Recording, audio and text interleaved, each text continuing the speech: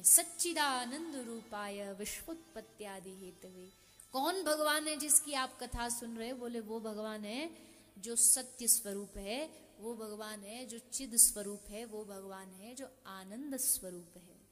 भगवान सत्य स्वरूप है, सब जानते हैं कि ना तो इस दुनिया में भगवान के अलावा कोई सत्य था, न है, न होगा, क्योंकि हर चीज एक दिन नष्ट हो जाती है।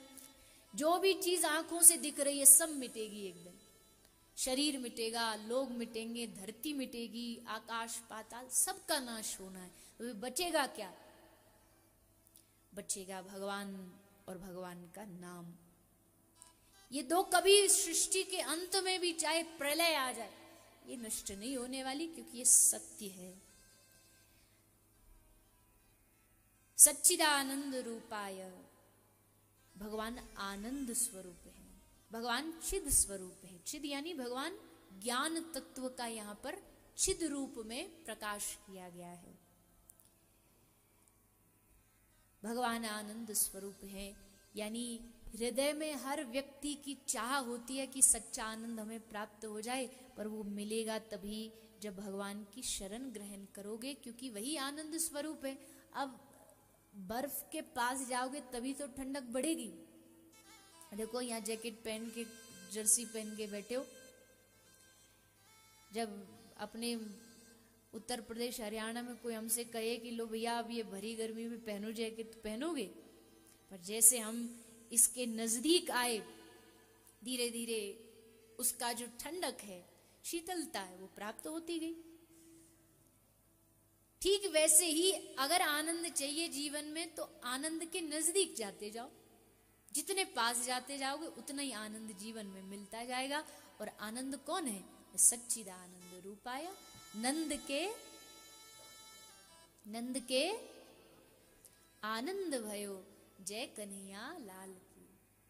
तो जितना आनंद के पास जाओगे उतना ही मिलता जाएगा आनंद। जैसे शीतलता, ठंडक मिलती जा रही, वैसे आनंद प्राप्त होता जाएगा। और एक और बात, एक और गुण है आनंद का।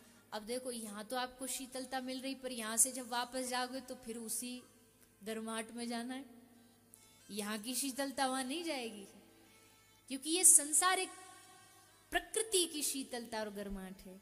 लेकिन भगवान जो आनंद स्वरूप है ना, वो चाहे अभी कहा ना, जिस देश में, जिस वेश में तुमको नरक में भी भेज देंगे तो वहां भी हमें लगेगा कि नहीं, यहाँ भी आनंद है, क्योंकि हमारे ठाकुर जी हमारे संग। गोपियों का एक चरित्र आता है जिसमें भगवान कृष्ण ने एक नाटक किया कि हमको सर दर्द ठीक करने के लिए माटी रज चाहिए किसी अपने भक्त के चरण के नीचे की, और ये काम सौंपा नारद जी को कि तुम लेके आओ। तो नारद जी ने सबसे पहले तो कहते सबसे अधिक तो जो नजदीक है वो भगवान की पत्नियां हैं, उनसे कहा कि अजीत तुम दे दो थोड़ा थोड़ा सा। तो पत्नियां बोली राम राम राम, कैसी बात करते हो, हमारे पत्नी व्रता धर्म को नष्ट करोगे।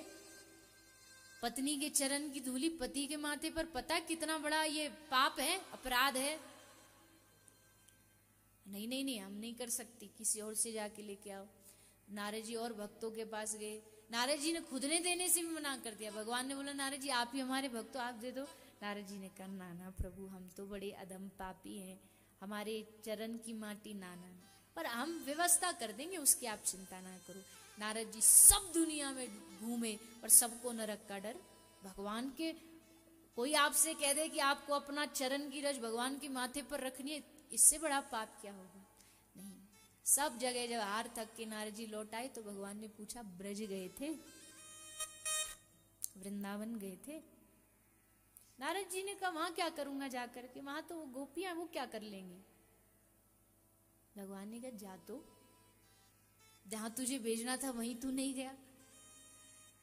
तो देवर्षि नारद जी लिए वीणा वृंदावन पहुंचे। यमुना के किनारे सारी गोपियां ने जैसे नारद जी को देखा तो जैसे मानो प्राण आ गए हो कि जरूर नारद जी कोई सूचना लेके आए हैं। कहो नारद, कैसे हमारे प्रियतम, कैसे श्याम सुंदर, कैसे? नारद जी ने कहा अभी तो ठीक नहीं है, बड़े उनके माथे मस्तिष्क में दर्द हो रहा है, रज चाहिए, कोई देने को तैयार नहीं। बड़ा परेशान हो गया, पूरी दुनिया में घूम लिया, ब्रह्मांड में घूम लिया, पर गोपी किसी ने रज देने की हामी न भरी। गोपी हंसने लगी और बोला, नारद बस इतनी सी बात? अरे तू आता एक बार कहता, एक चुटकी की बात कर रहा है, तू कहे तो पूरी चुनरी उतार के इसमें भर भर के अपनी चरणों की रज गठरी बांध दे दूं। ले जा, जाके श्याम सुंदर के माथे पे लगा देना। नारद जी ने लिया और जाने लगे, पर जाते जाते नारद जी मुड़ के पूछते, गोपी एक बात बता, मैंने जहां गया, मैं खुद नारद भी, मैं भी डर रहा हूं इस अपराध से, पाप से। गोपी तुझे पाप से डर नहीं लगता? दुनिया पाप से डरती है, पाप ना हो जाए, अपराध ना हो, तुझे नहीं लगता डर? गोपी ने कहा, कैसा पाप कैसा पुण्य, और अगर पाप लगता भी है ना नारद, तो अगर हमारे प्रियतम को सुख देने के लिए नरक में जाना पड़े ना, तो एक नहीं 1000 नरक जाने के लिए हम गोपियां तैयार हैं। हमें नरकों से डर नहीं लगता है। हजारों जन्मों तक भी अगर इस कृत्य के लिए हमें नरक में डालना पड़े ना, तो हम खुशी खुशी रहेंगी। क्यों? क्योंकि हमें पता है इस नरक में हम अपने प्रियतम को सुख दे करके आए हैं, और यही हमारी प्रसन्नता है। तो बताओ, गोपी नरक जाने के लिए भी तैयार हैं, क्योंकि उनके हृदय में आनंद कंद बैठ गया है। अब नरक ले जाओ, स्वर्ग ले जाओ, पाताल ले जाओ, कहीं ले जाओ, गोपी हर जगह उस आनंद कंद में ही लीन रहे।